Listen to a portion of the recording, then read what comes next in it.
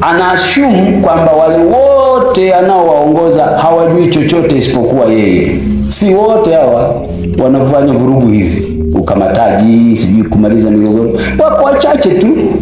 Tena wengine vichwa ngumu kwa sababu anacheo, anataka kutembea hewani, anatufanya wote serikalini tuonekane majitu ambayo hatuna huruma, tunapora haki za watu bila sababu ya msingi. That has to stop kwa kweli. Kabisa.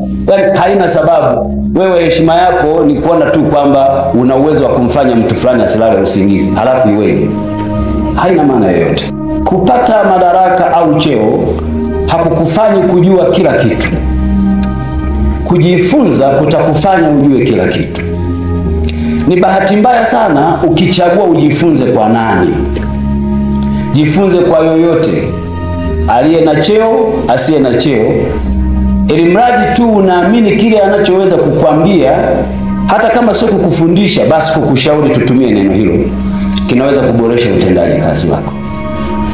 Wakati fulani mtu akipata nafasi fulani, anaashumu kwamba wale wote anaowaongoza hawajui chochote isipokuwa yeye.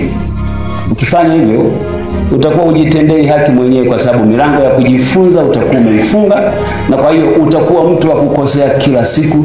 Ni muda wa kuchukua nafasi yako katika meza ya HW, tuwasilishe kwako mawazo yenye tija kwa maneno ya dhahabu, kukupa hamasa na kujengea uwezo wa kufanya zaidi na kuwa zaidi. Welcome to the Hall of Positive Vibes.